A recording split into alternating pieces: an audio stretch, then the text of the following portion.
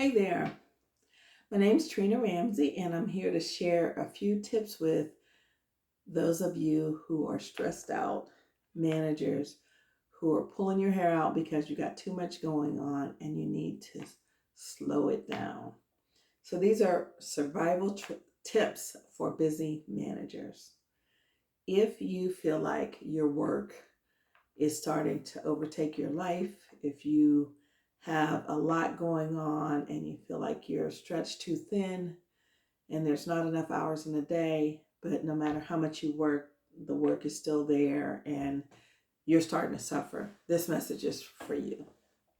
So, my first tip, number one, is to make sure that you walk your talk. And by that I mean, be a good example for your team. You can't tell your team not to wear themselves out if you're doing the same thing. You can't tell them to be careful about not letting work bleed into their personal life if you are emailing people at 11 p.m., 1 in the morning, over the weekend, because what happens is it creates a cognitive dissonance for people. They're looking at you as a manager and someone that they look up to and respect. And they're thinking to themselves, well, they're successful. And if they're successful and this is what they're doing, then I must need to do that too. I know what they told me, but that's not how they're acting. So maybe I should be doing what they're doing. And so next thing you know, you have an entire team that's stressed out and stretched too thin and not really living in balance. Now, some work, there are some seasons where things just have to get done. I get that. And sometimes you have to push. You may have a deadline, you may have a big project, an event, a conference, something that is just purely an all hands on deck proposition. And you just got to dig in and do the work. That's fine. But what I'm saying to you is make sure on the other end that you're actually creating space for restoration for yourself and for your team. If you drive people into the ground, they will not stay. And if you are driving yourself into the ground, then you actually are in danger of having health problems and various things that'll crop up because you cannot have your work overtake you. You feel me? Okay. Number two, have fewer meetings.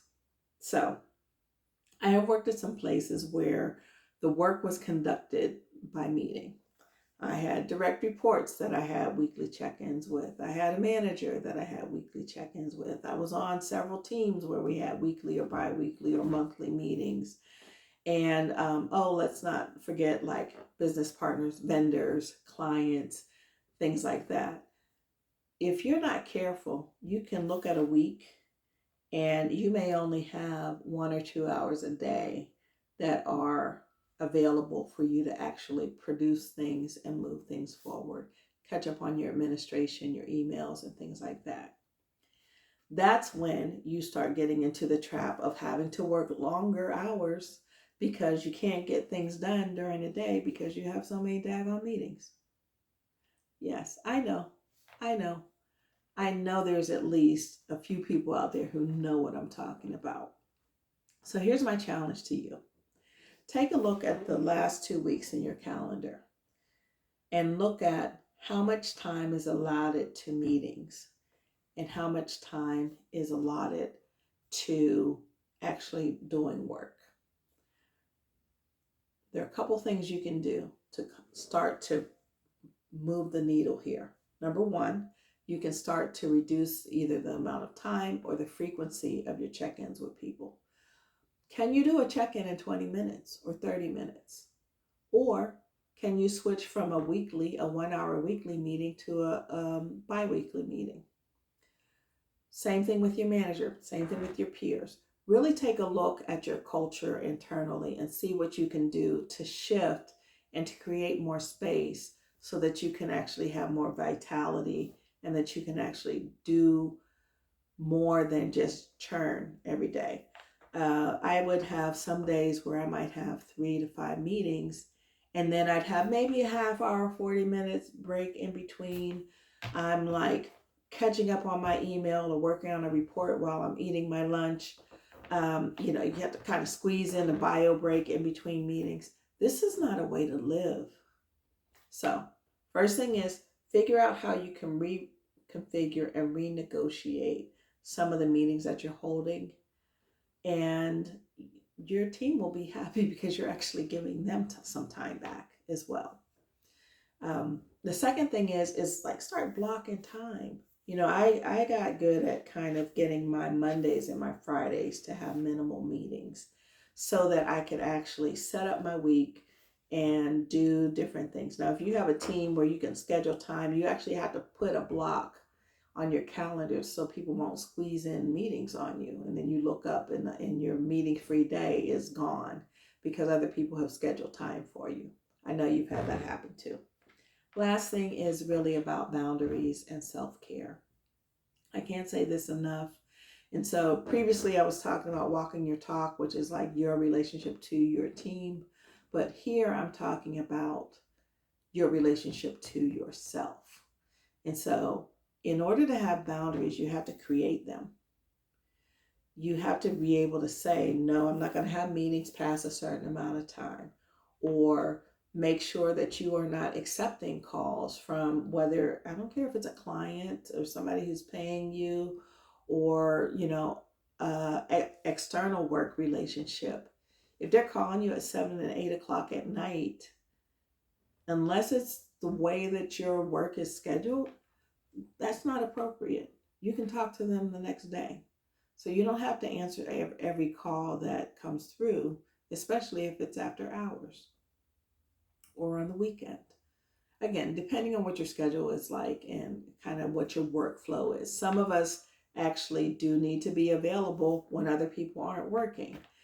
People in the service industry and in retail, real estate, insurance. You're actually meeting with people when they're outside of their 9 to 5. I get that.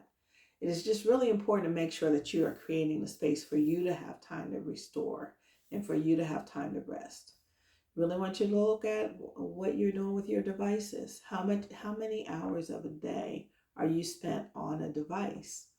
With that screen time really just messes up our eyes. And also if you're on your phone late at night when it's time to go to bed, it's still drawing from you.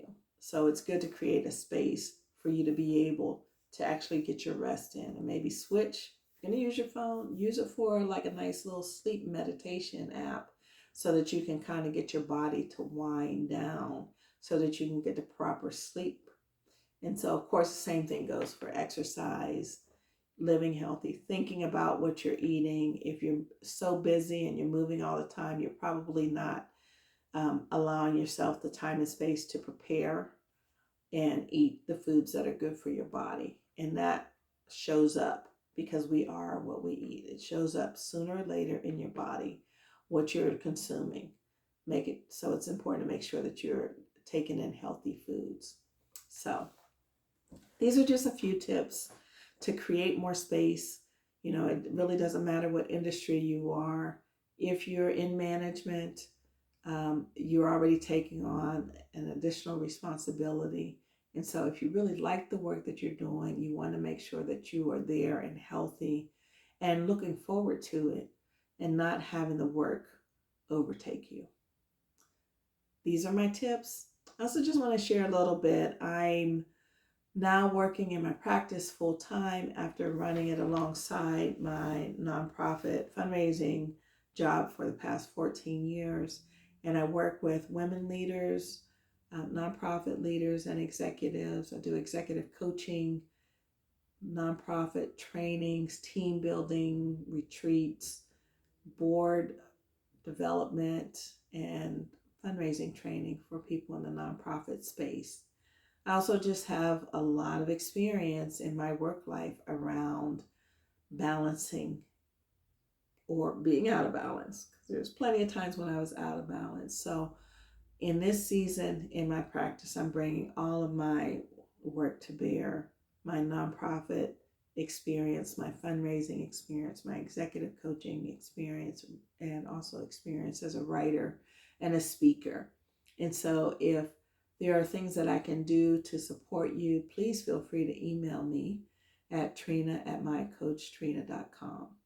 And if you happen to be at a career juncture, if you're thinking about getting another job or doing something different or finally launching that business, you can go to my website and download a free toolkit. It's a career decisions toolkit that'll walk you through a process to really methodically think about what's best for you and help you in making that decision. I'm also, of course, available for speaking at conferences and executive coaching and all of the services that I mentioned. So my website is justdoyouinstitute.com and my email is trina@mycoachtrina.com. Have a wonderful day. Take good care of yourself and remember to live and enjoy your life because you deserve it.